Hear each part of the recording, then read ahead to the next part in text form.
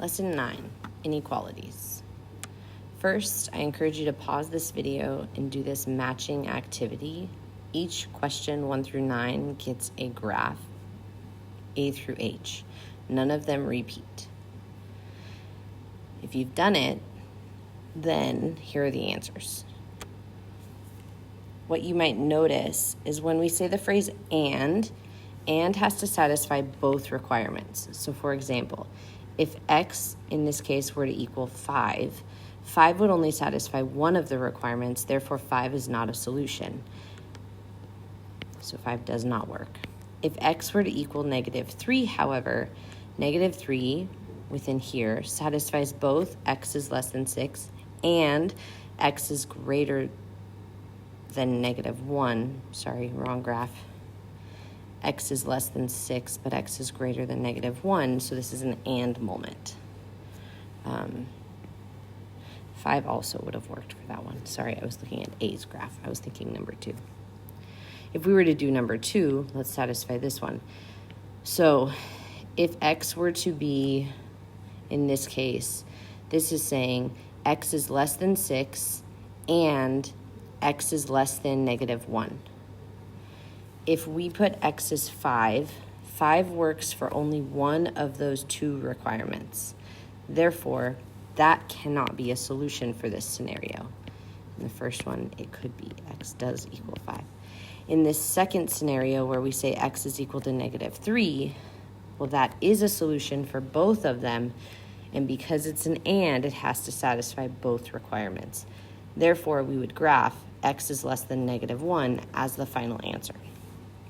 You would do the same for all the rest to determine we're going to solve. So in this case, if I ask you to solve this inequality, you might notice there's fractions all over the place. First thing to do is, well, get rid of your fractions. To do that, you find a common denominator. In this case, we have a denominator of 2, 4, and 8. So the largest one in common is 8. What we're going to do is multiply this entire equation, both sides of this inequality, by 8 to clear the fractions. If you wanted to write it as a common denominator fraction with all of them having 8, totally fine, but I want to get rid of the fractions. Notice I multiplied both sides. That is a requirement. You cannot multiply across an absolute value or across an inequality or an equal sign. In this case, when you multiply 8 and you divide by 2, you get the number of 4, and then you're left with that 1 minus 2x on that numerator.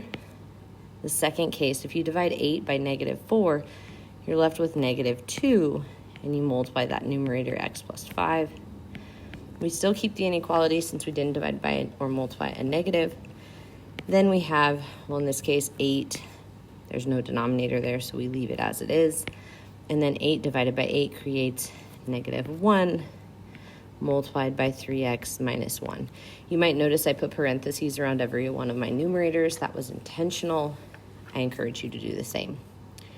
From here, you multiply just like normal. 4 minus 8x minus 2x minus 10 is greater than or equal to 16 minus 3x plus 1. From there, we want to combine our like terms. So on my left side, I have -10x, and then I have -6 is greater than or equal to 17 minus 3x. From there, I'm going to make my x's all positive, so I'm going to take the -10 to the other side, and I'm going to call that 7x is less than or equal to, and I'm going to subtract 17 from 6, meaning I get something like -23. And then from there, divide both sides by 7, and we get -23/7 is less than or equal to x. And we're done. This was not an and or an or situation because at the end of the day, we ended with one single inequality. So now let's look at some different ones. Compound inequalities. Compound inequalities are said to be solutions that have an and moment. Typically, compound inequalities have situations where you have an endpoint connected to an endpoint. Think back to the matching activity where we had some of those. Refer to it if you need to. What I like to do when I solve a compound inequality is think of these inequalities each themselves as a divider. So whatever you do to one side, you're actually going to do to both sides. So if I wanted to isolate the x, the first step would be subtract 1 from everything. So minus 1 from all sides. When you do that, you're going to get something like 4 is less than or equal to negative 2/3 x, which is less than or equal to 10. From there, we got to get rid of that fraction. So I'm going to multiply everything by 3. So I'm going to take this side, multiply by 3, take this side, multiply by 3, take this side, multiply by 3. We get something like 12 less than or equal to negative 2x, less than or equal to 30. But from here, we have to divide by a negative. So when you divide by a negative with your inequality, remember you want to flip your symbol. That's right. So we're going to get negative 6 is now greater than or equal to x, which is greater than or equal to negative 15. If you notice in the beginning, we started with 5. That's your low number. Went to 11. That's your high number. Notice in our answer here, though, we don't have low to high. So again, you want to rearrange this so that you do have a low to high moment. And when you do, you would put negative 15 is now less than or equal to x, which is less than or equal to negative 6. That's your final answer. If you were to graph that, I'm going to use the one I have up at the top, this would be negative 15. Everything in between negative 15 and negative 6 would be a solution. Therefore, all of this would be a solution. That's why it's and. They're connected brackets. Now, some of your homework questions are going to ask you to rewrite the compound inequality, not solve it, just rewrite it. So we're taking the one we just solved and we're going to rewrite it. To do that, you're literally going to say, let's take the left-hand side. 5 is less than or equal to 1 minus 2/3 x. You're going to put the word and in the middle, and because it was a compound inequality from low to high. And then you're going to rewrite 1 minus 2/3 x is less than or equal to 11, and you're done. That's what your homework wants you to do. It wants you to take a compound and separate it, and vice versa. If I have an and, connect them. This is allowed. For example, 4, you're going to solve and graph each solution set. Write your final answer in interval notation. So notice they gave us an or scenario. So we have the first problem on the left side. We're going to isolate the x, get it by itself. So we're going to add 5 to both sides. We're going to get something like 3x is greater than or equal to 12. Divide both sides by 3. X is greater than or equal to 4. On the left side, you have something like 2x is greater than 2. X is less than negative 1. Remember, we divide by a negative, so you flip that inequality. It does ask you to graph it, so we're going to throw it on a little number line. We're going to put our values from low to high, so we start with negative 1 on the left, 4 on the right. We're saying that 4 is greater than or equal to, and we're saying that x is less than or just less than negative 1. In this case, your final answer would be low to high, negative infinity to negative 1, or bracket around that 4 to infinity. Keep going.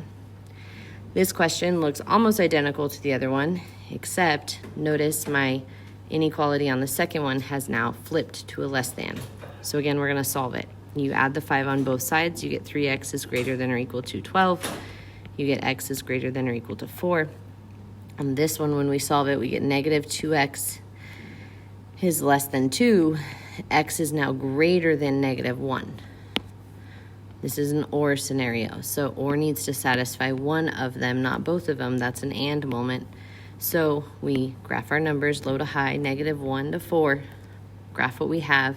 We're saying that 4 is going to be greater than or equal to, and we're saying that 1 is going to be greater than. In this case, your final answer just has to satisfy one of them. So if, for example, x was 0, x with 0 would satisfy one of them. Therefore, your final answer is negative 1 to infinity, open, open. Last but not least, you have some graphing questions. These graphing questions, you want to read them carefully. So we have identify the x values when the function of f of x, the parabola, is equal to the function of g of x, the linear function. In this case, you can write your answer as x equals And we have one value here, one value there. So you can say -5, 0. You also, if you don't want to differ from key, would put it in solution set notation, -5, 0. Next, you have a question, where is the function f of x, the parabola, greater than the function of g of x, the linear function? Well, in this case, you might want to grab a highlighter, think about it. This function's y values are greater than here to here. So what are those x values? Well, it stems from -5 and goes to 0. Next, you have f of x is greater than or equal to g of x. Wait, just kidding. I read that wrong. Backtrack. In this case, the question's saying, where is f of x less than g of x? Hello, Weissmiller, read carefully and go slow. That would be down here, yes. Where is g of x greater than? F of x is less than g of x from those scenarios. So we have -∞ to -5, or, and then we'd keep it in the same row, but I'm running out of room, so I'm going to go sideways, 0 to infinity. You would keep doing the same. Good luck.